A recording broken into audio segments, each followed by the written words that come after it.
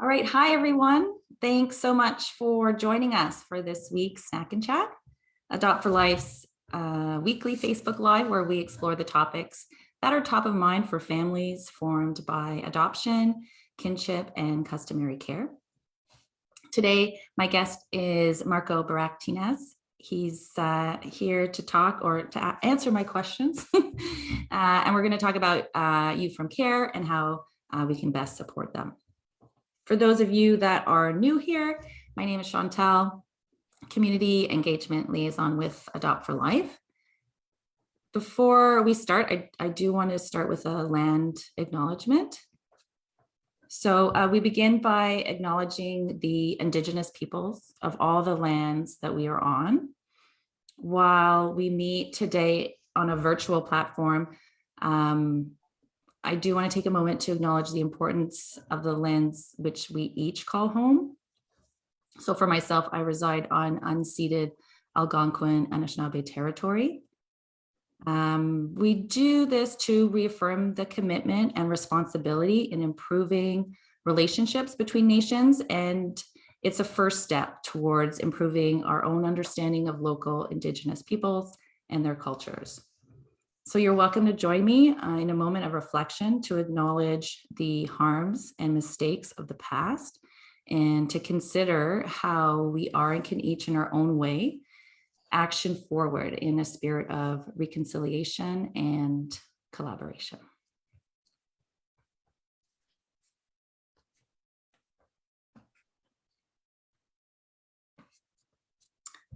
Thank you. So whether you are tuning in live right now, hello, welcome. Maybe you're watching this later on replay. Thank you for taking the time to be with us. Feel free to ask your questions or put your comments in the chat below.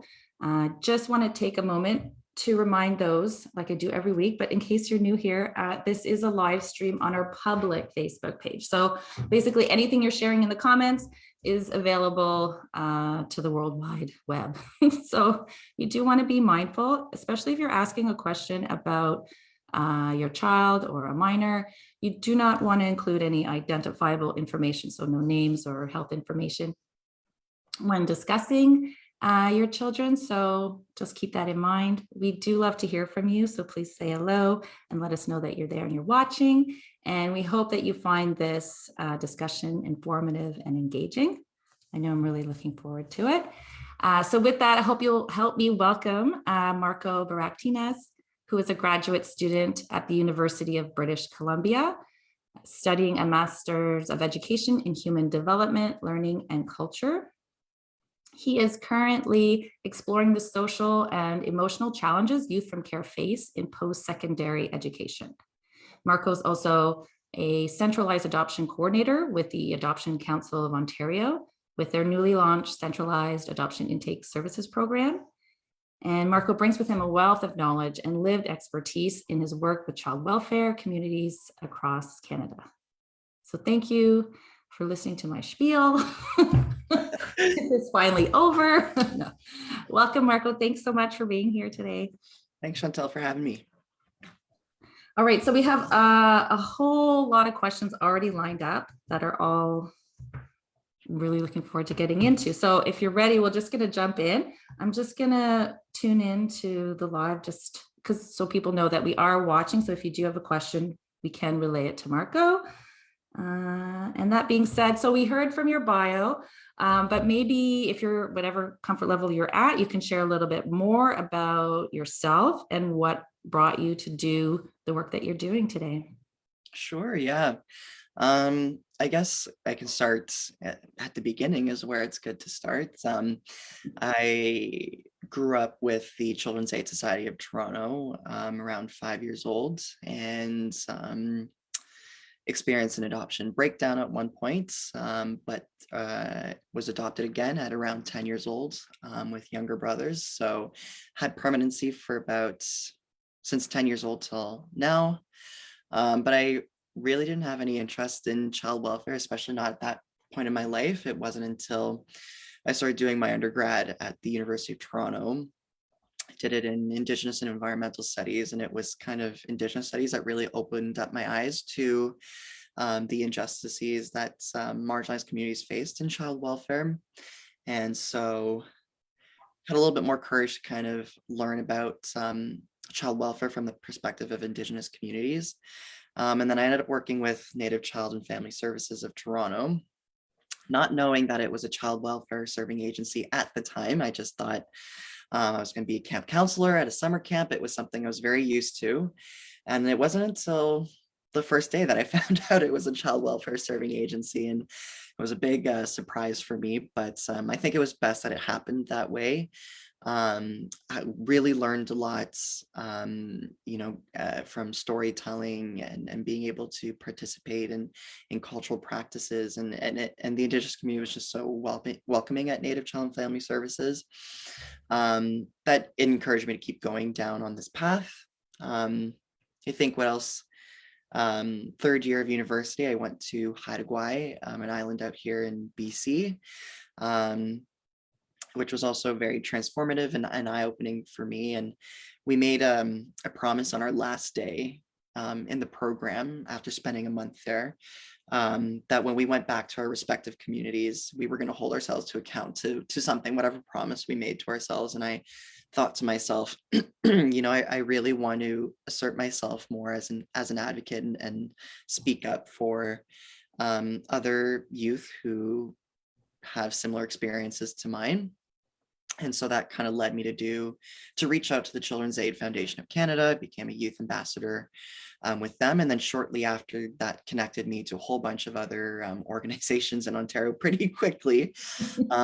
So I think dipping my toes was the shortest lived part of my experience, and then shortly started working with the Adoption Council of Ontario, and now I'm here with Adopt for Life, and so it's very interesting, and Child Welfare PAC as well. So it just quickly started spreading into different areas, and then I decided after I finished my undergrad, I really wanted to look at the social and emotional challenges that youth like myself face in post-secondary, and that was largely informed by my lived experience. What the future holds, not sure, but just excited and taking it day by day. Awesome. So now you're fully immersed. Yeah. And I mean, I guess when you don't set out to be an advocate, but then you find that sort of, I don't want to go so far as to say it's calling or put words in your mouth, but what is that? Does it just happen naturally, or is it something that you really have to work at?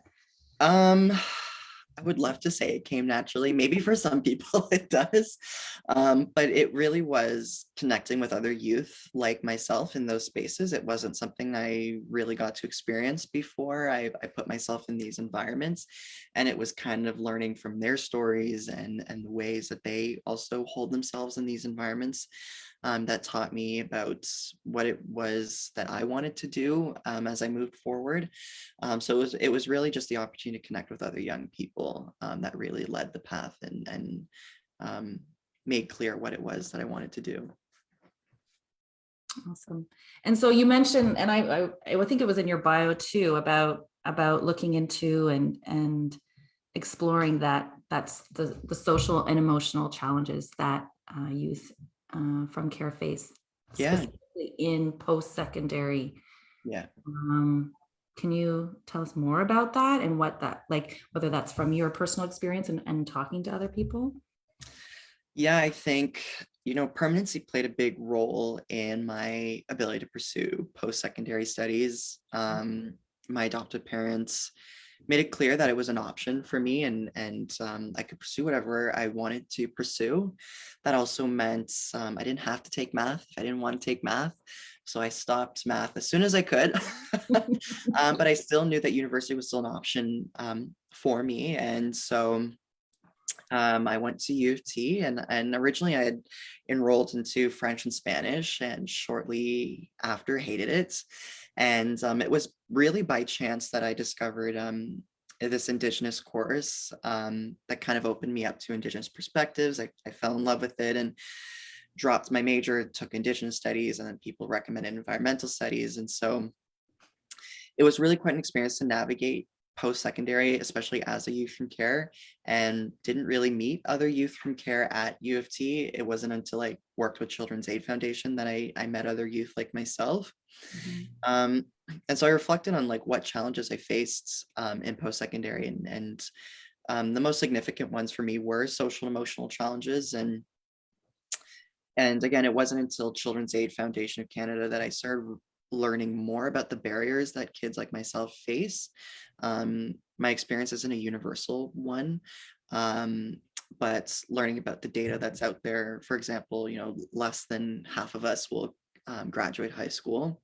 Mhm. Um, Less than 20% of us will pursue post-secondary. And then I think from that number, less than 3% of us are actually going to finish a post-secondary credential. And I was really surprised that those were the numbers.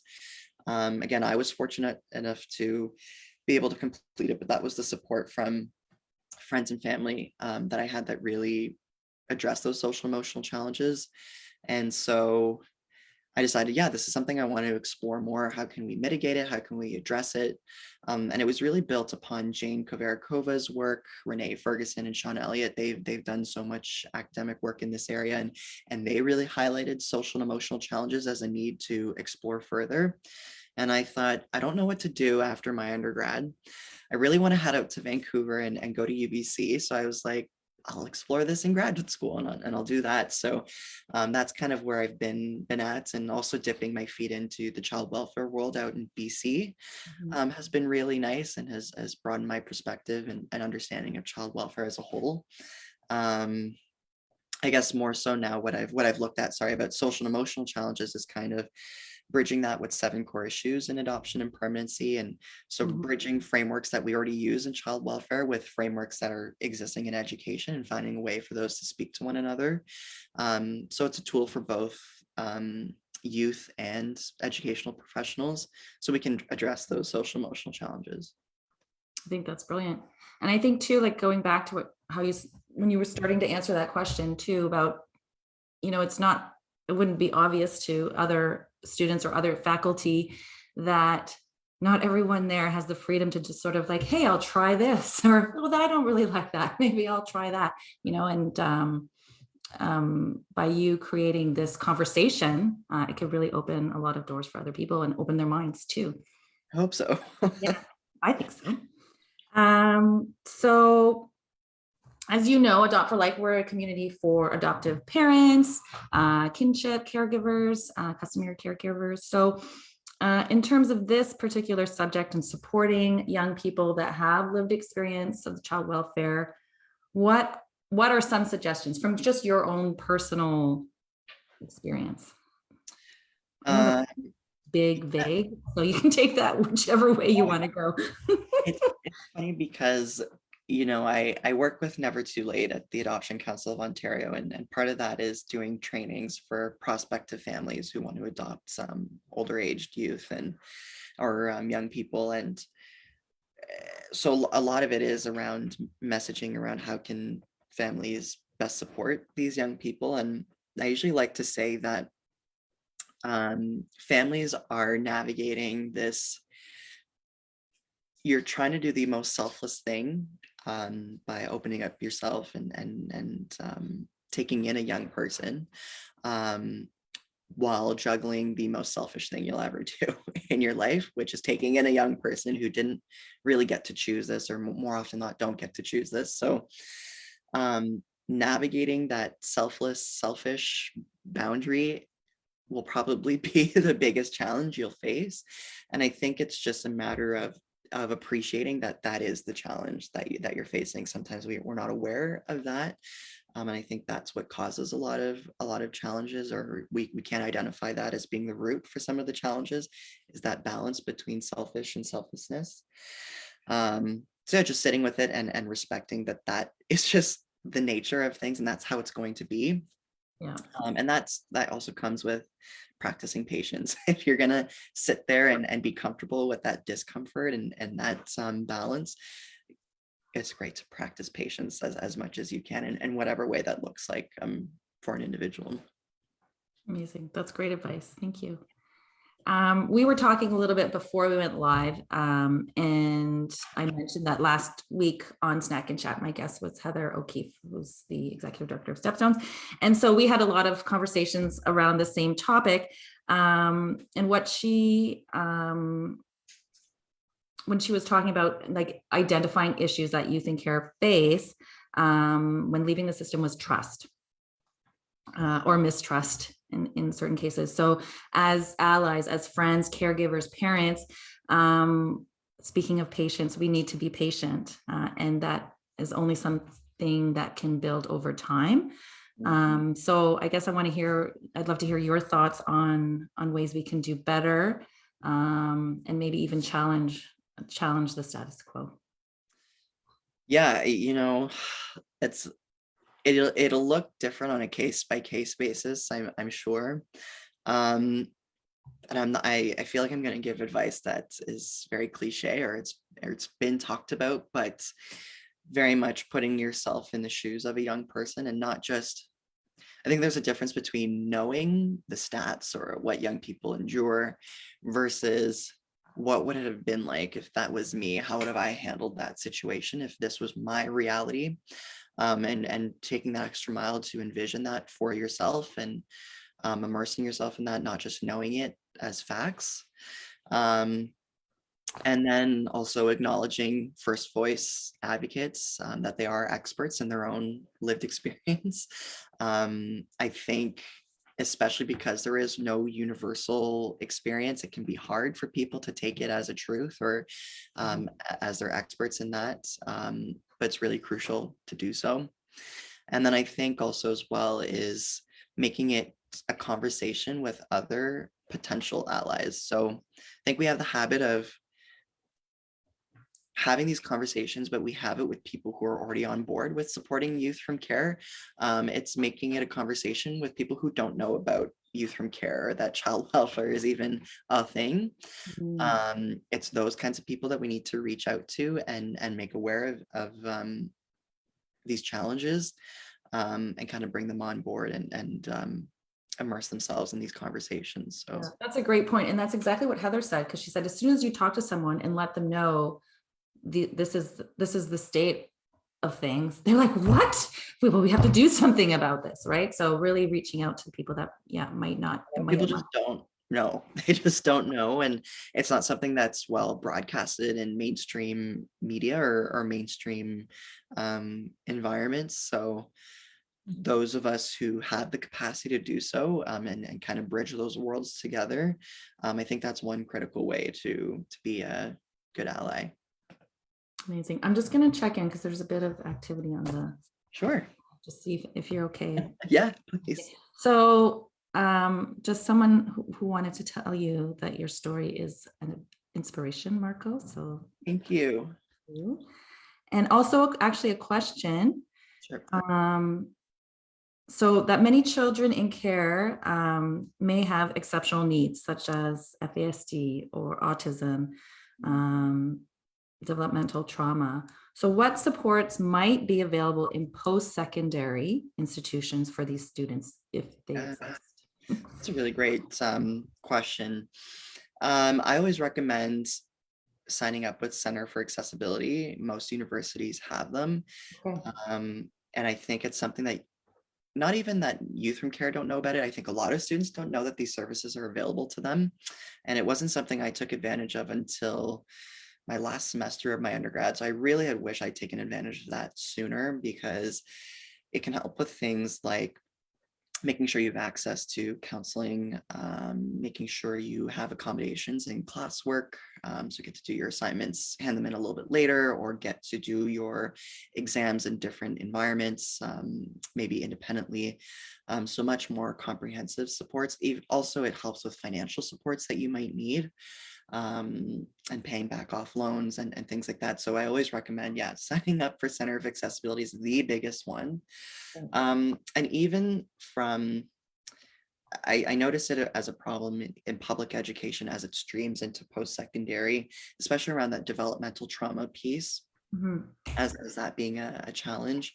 I think oftentimes we're dealing with teachers who have 20 plus students in the classroom, and are not necessarily equipped to address those challenges. And what often happens is they're usually misdiagnosed as ADHD or some other mental health challenge. And that's just not what it is. It's developmental trauma. It's 7 core issues. It's this young person needs to work through that trauma and grieve, and that it's not necessarily, it could be ADHD, but oftentimes it's not. And then when we diagnose it that way, it causes more challenges.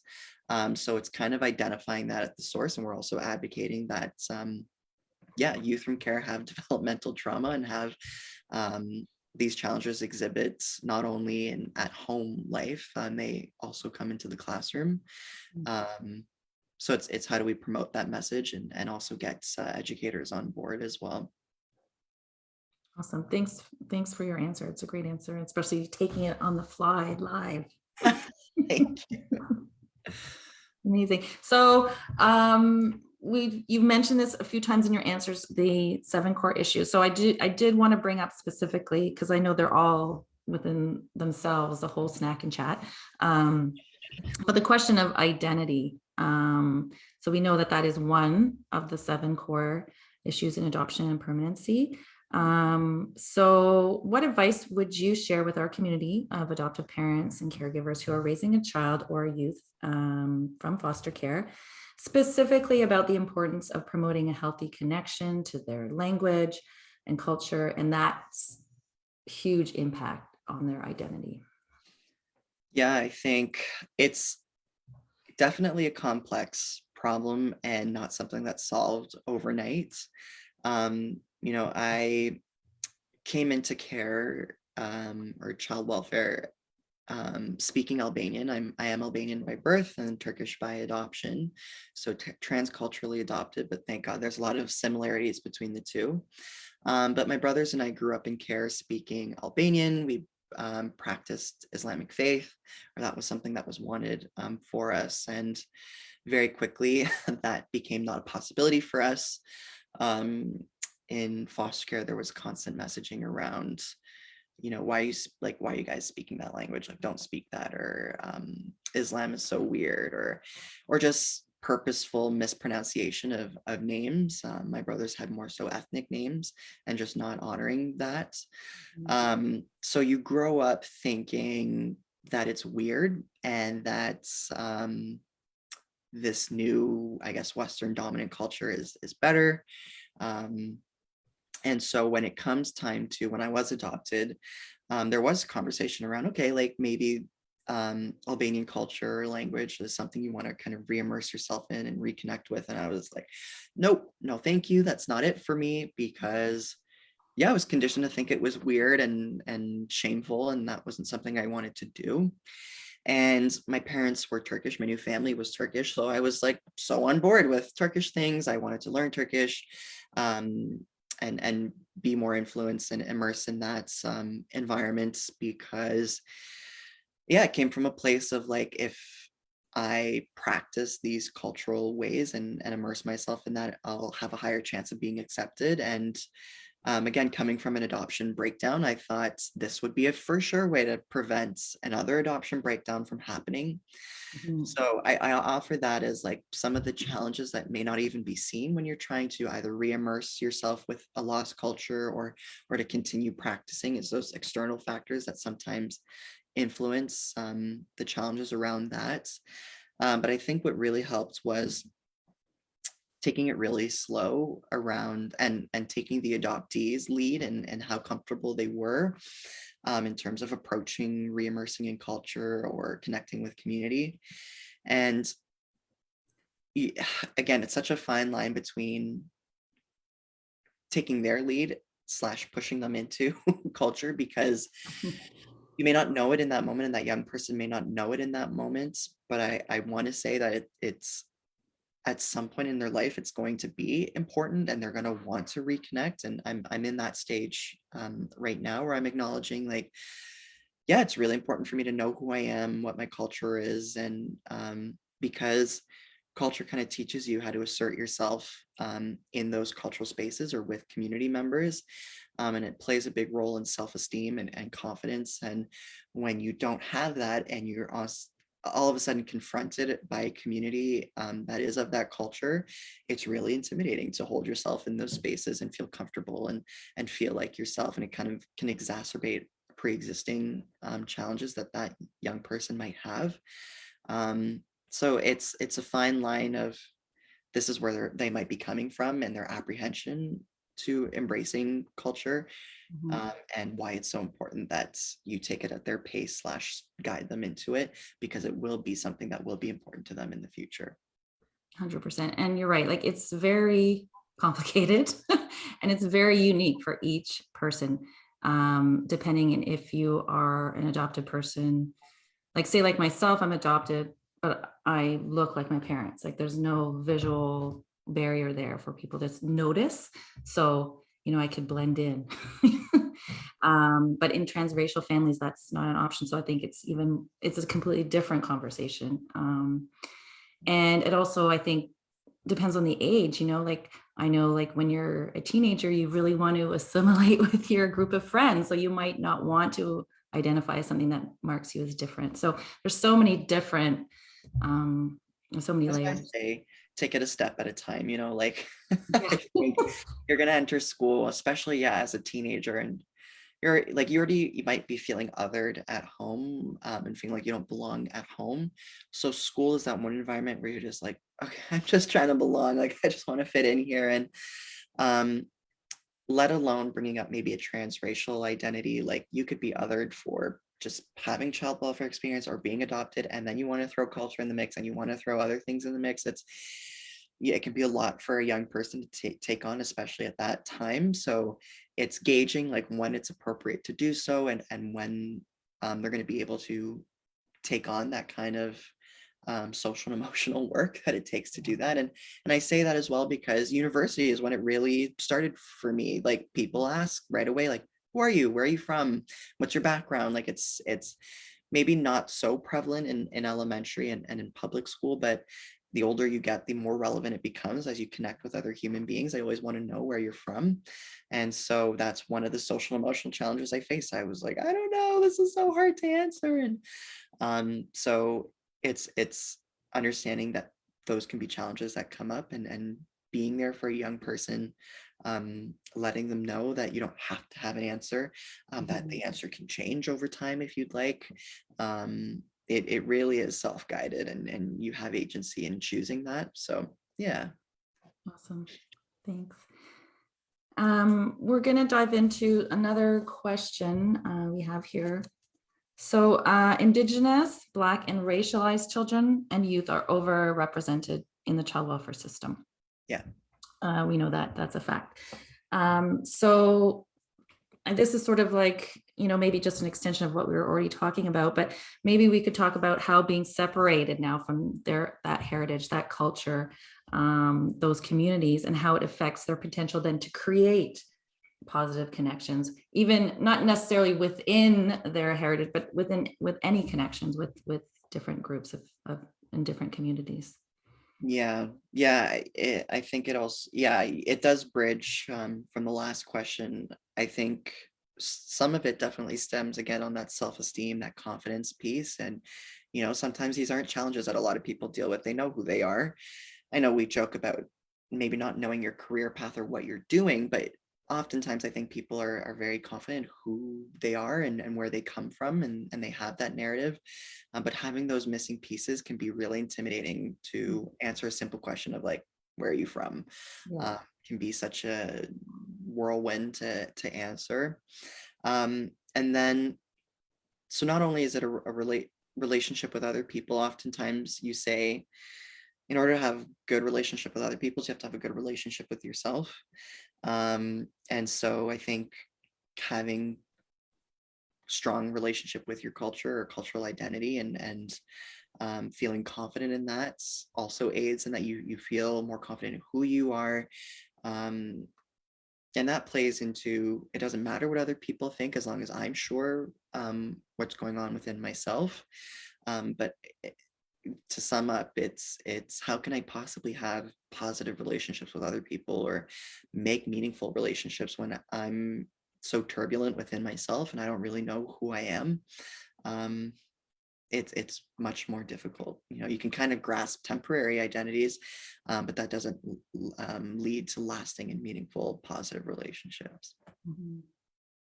I like what you said about, what impacts your relationship with others most is your relationship with yourself. Mhm. I'm gonna have to quote you, I think, on that one. Yeah. So we're going to switch gears a bit, and we're going to talk a bit about older youth adoption. I know you talked a bit about your work that you do with Never Too Late.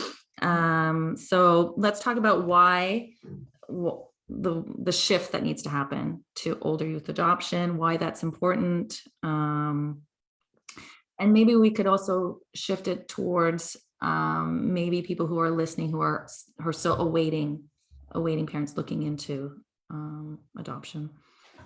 Yeah, I think it's a really great question and an area to focus on, and I'm glad that this is something that's being given more attention now. I think largely there's just a lot of misconceptions around older youth and old age adoption, and a lot of stigma that prevents even conversations around it.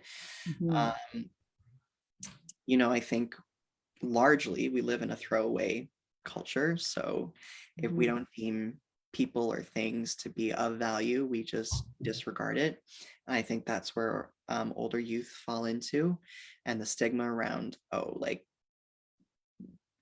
just, yeah, that they're too far behind or too far gone to help them, and or that they're deserving of support. And that's just not true. You know, I think a lot of older youth still want permanency, even if they're not willing to admit it to themselves, you know, just because the dominant narrative is like, if you aren't adopted before such and such age, it's too late for you.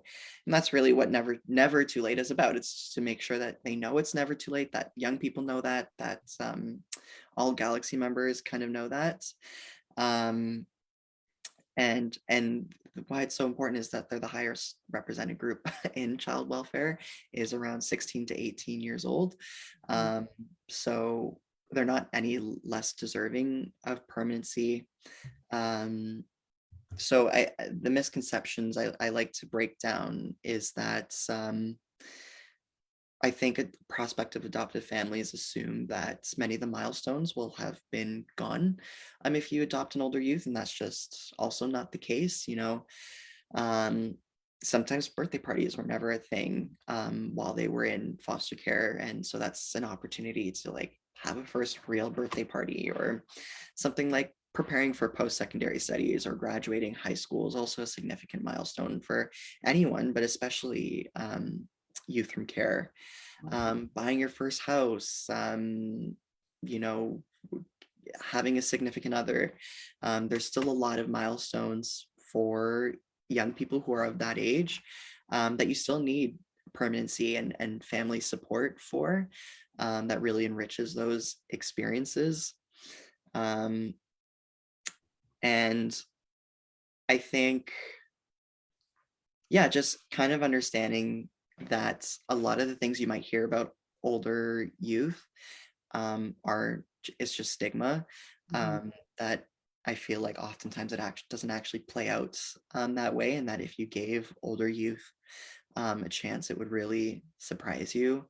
Um, Especially when we talked about developmental trauma, you know, child welfare has the capacity to stunt growth, and so someone might look physically 16 or 18, but developmentally they're not there yet, and so they might be more early teen years, and they still need that social and emotional support from a caregiver or from family, um, to meet them where they're at. So I always recommend that people just really try to keep an open mind, and that we stray away from this throwaway idea, and give every young person a chance, and that every young person is deserving.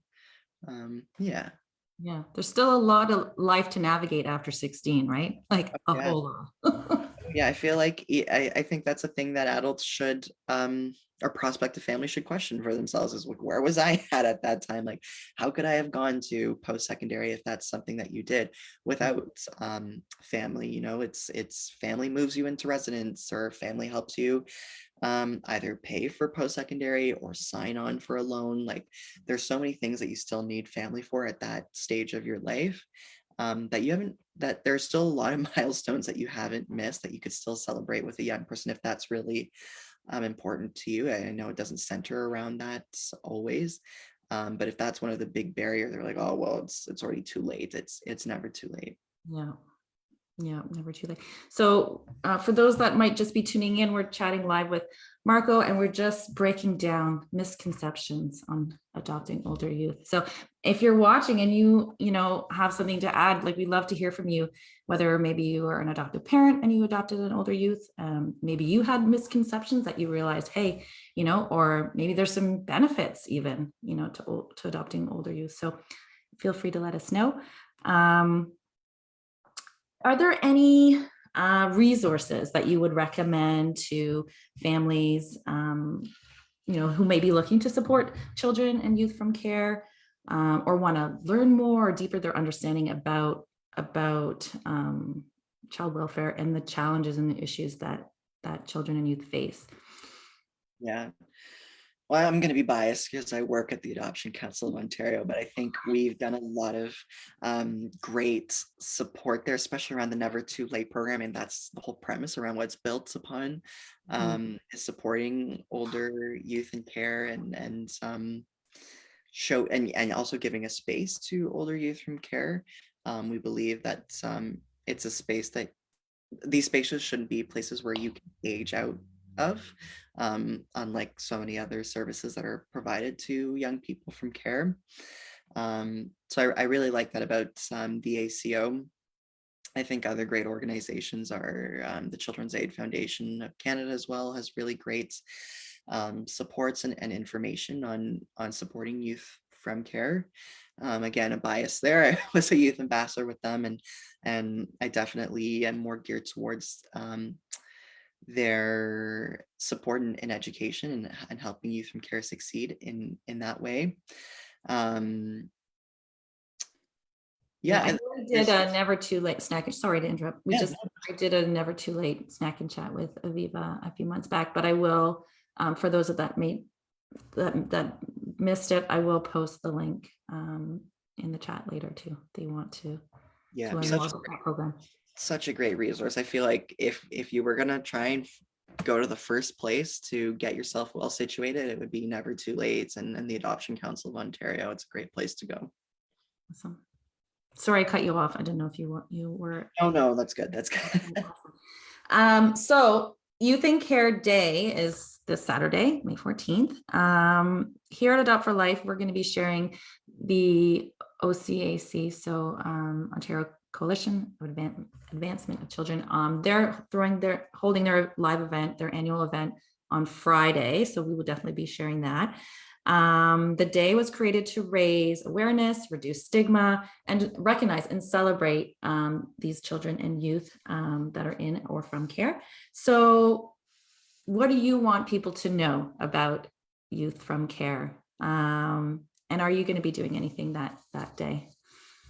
Yeah, I think, what do I want people to know? I think youth from care are deserving of the spotlight. I think I've spent so much time kind of trying to legitimize why I might deserve support or need need that support or to speak about these challenges with other people. And I think it's just deserving in and of itself and in its own rights. You know, we do have a community, and the thing is, it's a community that's visible all around the world, which is also really fascinating, and so they are deserving of a day, and yes, my opinion, maybe even more of a day, to kind of recognize their resilience and hardships, and that youth in care are resilient. I don't necessarily like to promote some deficit-based narratives. You know, there is resiliency. There's so many youth from care that I look up to, that I want to be when I continue to grow up. And for Child and Youth and Care Day, what I'll be doing is tuning in with Never Too Late. They'll be releasing it's called Letters to My Younger Self. And it's kind of a continuation on podcast projects that we've done. So I'll be tuning into that. And the ACO is launching a new web page dedicated on Youth and Care Day, dedicated to that. So I'll be checking that out as well. But yeah. Awesome. So for those of you watching, you can also check those out too on Saturday or Friday. Are they launching it on Saturday? On Saturday, yeah, on Saturday. Okay. So if you can believe it, we're almost wrapping up. So, but we still have time for a couple last questions. So this is a question that I've been asking a lot of our guests since last November, or just this November that passed, when we ran our Adoption Awareness Month campaign with the theme of language matters. So I like to still kind of incorporate and get, as I'm talking to different people from different places, and get their opinions on words and language and why that matters. So in your opinion, in the context of permanency, child welfare system, older youth adoption, are there words that we should be re-examining, removing from our everyday speak? And are there words that we should be promoting instead? That's such a good question. And you're right. So many of my colleagues in the child welfare sector have done such a great job at highlighting the importance of language and the words that we use. And I'm still learning, like, again, strength-based kind of language and words that we use. And I have aha moments. I'm like, oh yeah, that's a good way of explaining that or using that language. I think what's important is letting people with lived experience lead this work, you know, and kind of listening to the language that they use, and being comfortable with the fact that language will evolve and that it should evolve. It should never be concrete. And I guess if I could pick a word, again, I always feel controversial bringing it up because there's so many actors involved, but the words adoption breakdown and adoption disruption, I mean, are big in my life because those have been my experiences. But even as we talk about them in these spaces, you know, I guess a word that I like to use, I mean, I call it an adoption failure, and I think that's my own personal use, and I'm not saying that people have to use that language, but I think what it's important when we use any language that kind of explains that event of an adoption not necessarily going to completion is being cognizant around how that word or those words will make the adoptee feel, how it will make the adopted parents feel. I think we spend a lot of time centering around how adoptive families might feel, less so on how the adopted person might feel when an adoption doesn't succeed. And that largely informs the language that we use. Because yeah, I came into this environment thinking it was such a rare event, and I felt really shameful and guilty, and a lot of that was also around language and how much we actually even talk about it. So I want it to evolve in a way where we don't hide or shy away from those conversations, and that we're using language that is sensitive to how those adopted people or persons felt in those experiences. Thank you. And thanks for bringing that up, because that's, you know, it's a sensitive subject, I think. And I think that we should, because it's a sensitive subject, maybe even open it up to make it normalize that conversation a bit more until it becomes easier. I know that it's definitely earmarked as a possible snack and chat topic. So Yeah, I might be reaching out to you again. perfect. Yeah, but definitely it hasn't been a word that's come up in the past. So I want to thank you for bringing that up. For sure. Thank you. So with that, I think we're gonna we almost made it. So we're gonna close. And basically, if there's any last message, anything else you want to share with our community, please feel free to add your last comments before we say goodbye. Yeah. Please talk to people who aren't already aware of child welfare. Spread this message to people who aren't aware of it. Use this Saturday as a way to kind of bridge those conversations, but talk about it, have it around at the dinner table conversation. There you go, folks. There's your call to action today and for the rest of the week and for ongoing, right? Yes. Just because it's not Youth and Care Day doesn't mean we don't talk about it. So Exactly. thank you so much, Marko. It was amazing to have you on. And like I said, I'd love to invite you back someday to talk about other things. Thank you so much for having me. It was my pleasure. Amazing. So next week we're back, of course. Snack and Chat's always back every week. Next week we are back with the ACO because this weekend is also the adoption resource event. So that some of you might be attending. So we're going to do Snack and Chat for post. We're going to sort of sit and see what happened and what questions we have after the event. So tune in then. And that's it for us for today. So everyone be well, take care of yourselves, and bye for now.